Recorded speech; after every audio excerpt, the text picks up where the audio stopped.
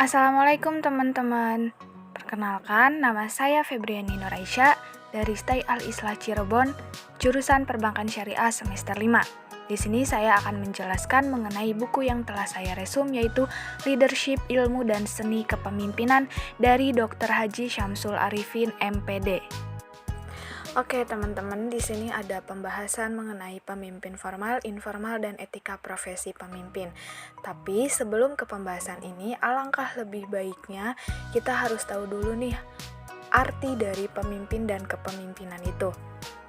Pemimpin itu apa sih? Jadi pemimpin itu adalah orang yang memimpin kelompok 2 orang atau lebih, yang kemudian pemimpin tersebut mempengaruhi, memotivasi orang lain untuk mencapai suatu tujuan yang telah ditentukan. Nah, sedangkan kepemimpinan sendiri adalah kemampuan seorang pemimpin atau proses seorang pemimpinnya ini untuk mengendalikan, memimpin, mempengaruhi pikiran, perasaan, atau tingkah laku orang lain untuk mencapai tujuan yang telah ditentukan sebelumnya. Jadi, pemimpin itu adalah orang yang melakukan kegiatannya, sedangkan kepemimpinan itu adalah proses atau kegiatan di dalam suatu organisasi tersebut. Selanjutnya di sini ada pengertian mengenai pemimpin formal, informal, dan etika profesi pemimpin. Nah, pemimpin formal itu adalah orang yang ditunjuk oleh suatu organisasi atau lembaga sebagai pemimpin yang berdasarkan keputusan dan pengangkatan resminya itu untuk memangku suatu jabatan di dalam struktur organisasinya dengan segala hak dan kewajiban yang berkaitan dengannya untuk mencapai suatu sasaran organisasi. Sedangkan pemimpin informal di sini adalah orang yang tidak mendapatkan pengangkatan secara formal sebagai pemimpin, tetapi karena pemimpin ini memiliki sejumlah kualitas yang unggul, yang akhirnya dapat mencapai kedudukan tersebut, yaitu orang yang mampu mempengaruhi kondisi psikis dan perilaku suatu kelompok atau masyarakat yang lain.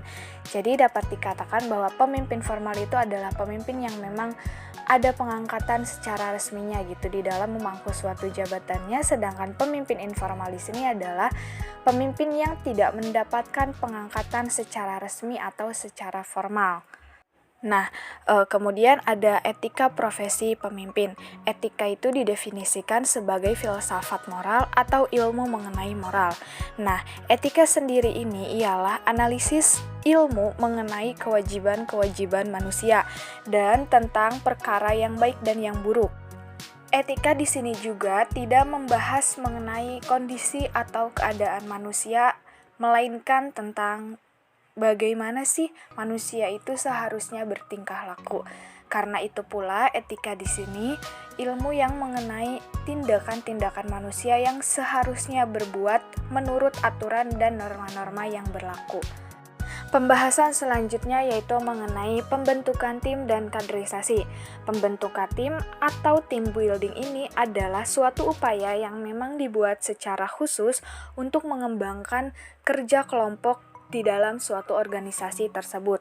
Kemudian kenapa sih diperlukan team building atau mengapa diperlukannya team building ini di dalam suatu organisasi?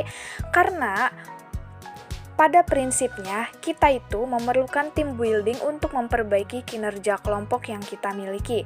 Selain untuk memperbaiki kinerja kelompok, team building juga diperlukan untuk meningkatkan kerjasama di antara anggota tim. Melalui team building yang baik, tujuan, visi, dan misi perusahaan itu akan dapat tercapai dengan lebih efektif dan efisien karena kerjasama di antara karyawannya yang telah meningkat. Team building yang dilakukan secara benar dan berkesinambungan nantinya itu akan memberikan hasil perubahan yang seringkali jauh lebih baik dari dugaan semula atau dari perencanaan awal. Selanjutnya ada pengertian mengenai kaderisasi kepemimpinan atau definisi dari kaderisasi atau kepemimpinan. Nah, kaderisasi kepemimpinan itu apa sih? Jadi, kaderisasi atau proses kaderisasi ini adalah kegiatan yang berisi upaya-upaya yang mendukung bagi terbentuknya integritas kepribadian dan kemampuan menggerakkan orang lain secara intensif, sehingga nantinya itu dapat mempersiapkan untuk menjadi pemimpin di masa depan. Nah, kaderisasi kepemimpinan di sini adalah proses mempersiapkan atau mencetak seseorang untuk menjadi pemimpin di masa depan. Akan tetapi, di sini seorang kader itu diartikan sebagai orang yang mampu diharapkan akan memegang sebuah amanah kepemimpinan atau sebuah jabatan baik itu di organisasi pemerintahan maupun di organisasi lainnya. Di sini ada tipe-tipe kepemimpinan.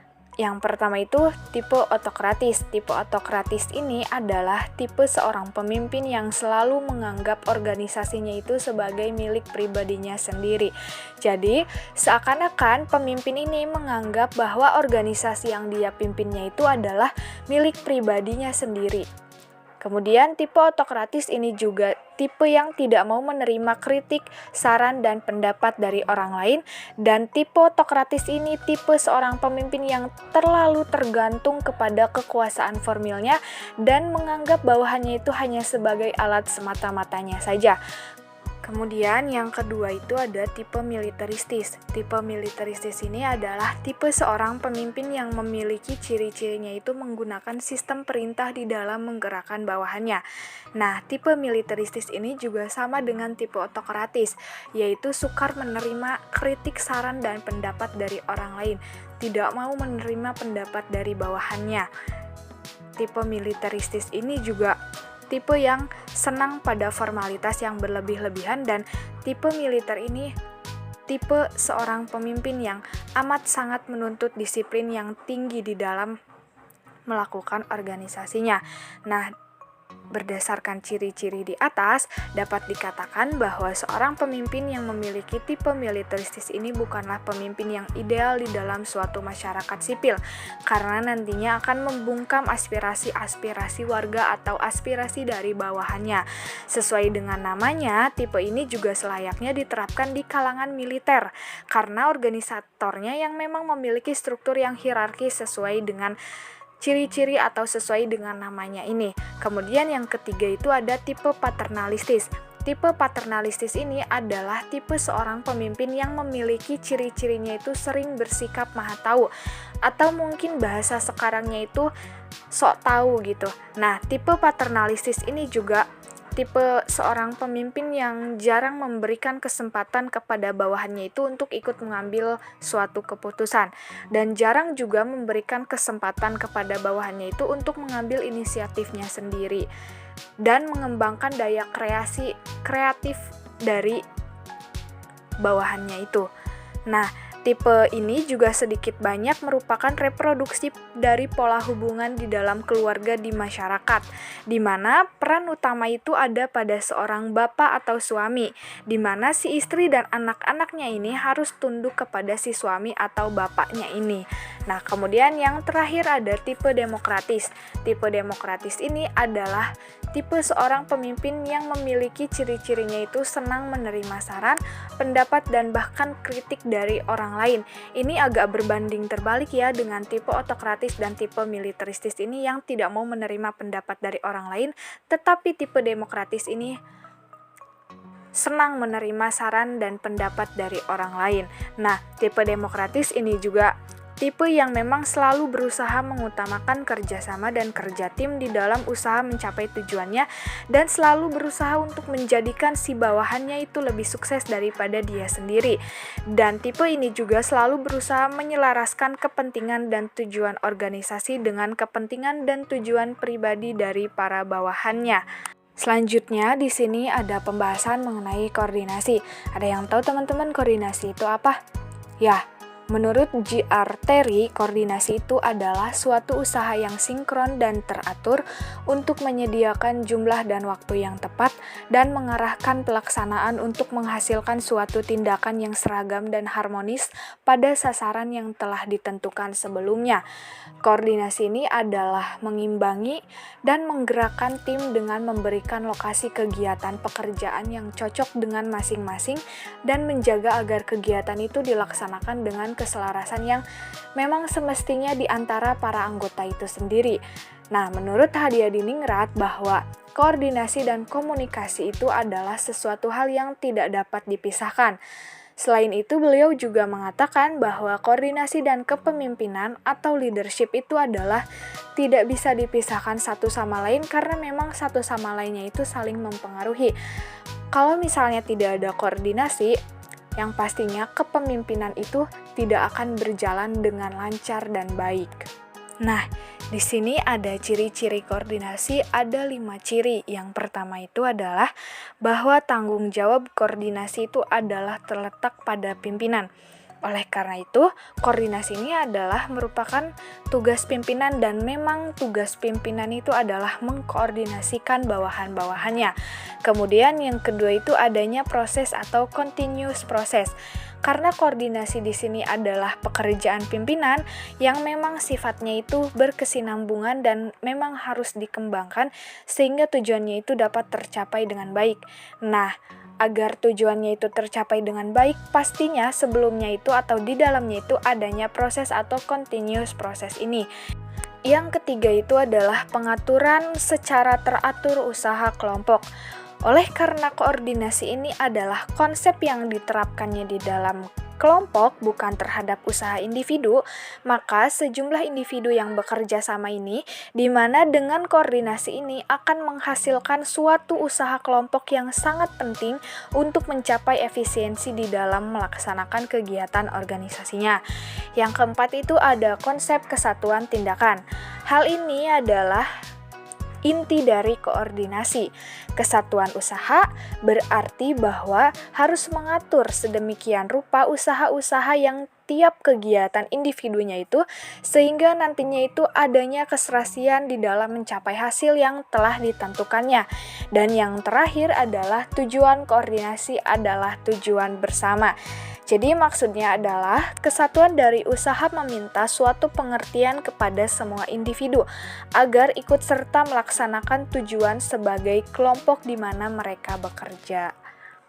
Di slide selanjutnya yaitu pembahasan mengenai komunikasi di dalam kepemimpinan dan proses komunikasi. Nah, komunikasi di dalam kepemimpinan ini, komunikasi itu adalah sebuah tindakan untuk berbagi informasi, gagasan, atau pendapat dari setiap partisipan komunikasi yang terlibat di dalamnya guna mencapai suatu kesamaan makna. Nah, tindak komunikasi tersebut dapat dilakukan dalam berbagai konteks, yaitu komunikasi antar pribadi atau interpersonal communication dan komunikasi kelompok. Toh.H.M. mengungkapkan komunikasi itu adalah suatu proses penyampaian dan penerimaan berita atau informasi dari seseorang ke orang lain. Suatu komunikasi yang tepat tidak akan terjadi jika penyampai berita tidak menyampaikan dengan benar dan penerima beritanya itu tidak menerimanya dalam bentuk distorsi atau perubahan. Kemudian proses komunikasi.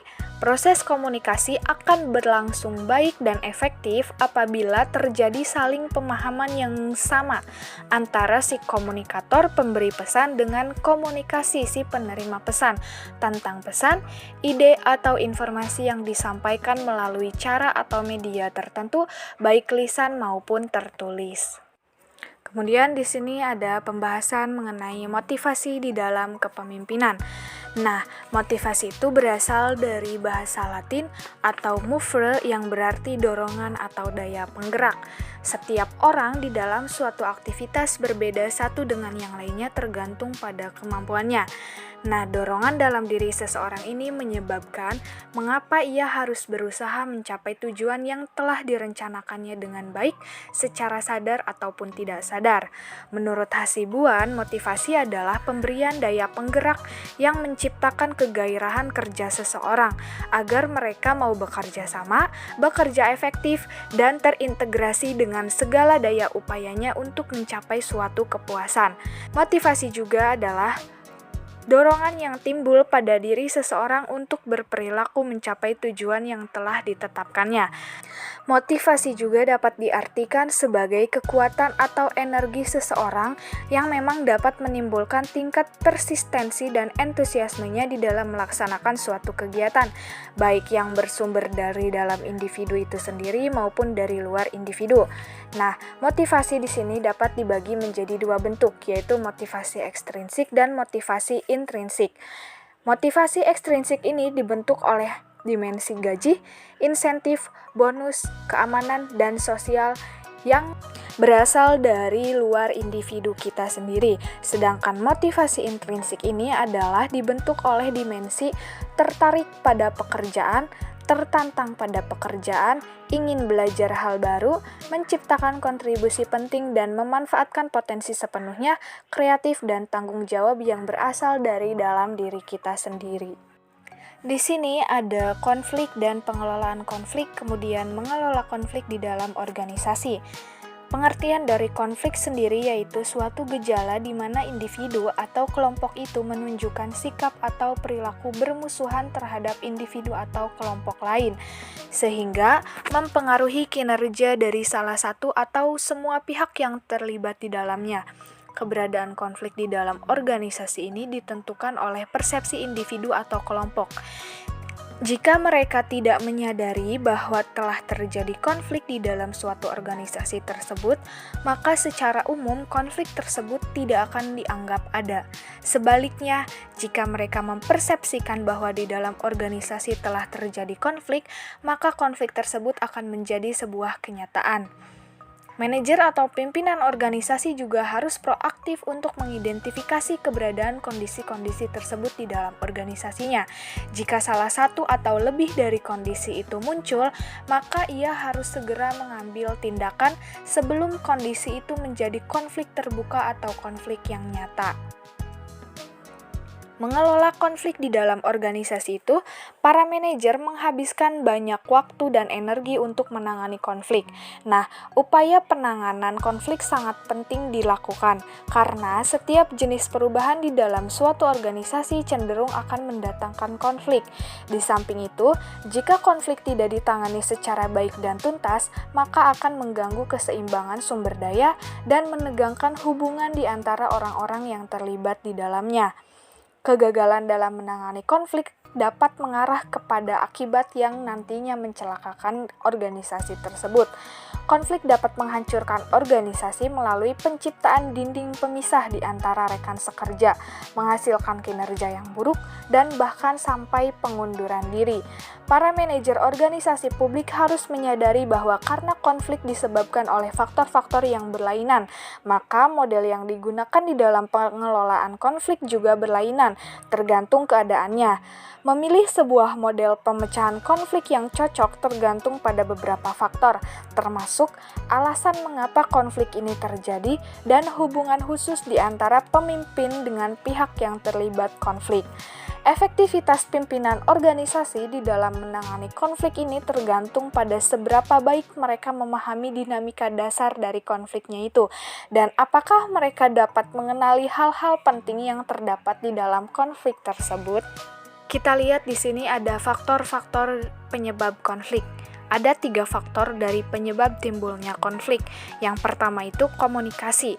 Komunikasi yang buruk, di dalam artian komunikasi yang menimbulkan kesalahpahaman antara pihak-pihak yang terlibat, ini akan menjadi sumber dari konflik yang ada. Kemudian yang kedua, struktur.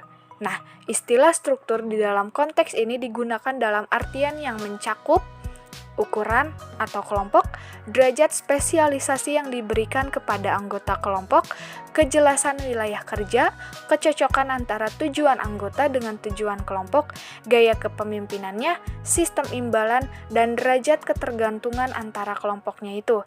Ada suatu penelitian menunjukkan bahwa ukuran kelompok dan derajat spesialisasi merupakan variabel yang mendorong terjadinya konflik. Semakin besar suatu kelompok, maka akan semakin besar pula kemungkinan terjadinya konflik. Dan yang ketiga ada variabel pribadi.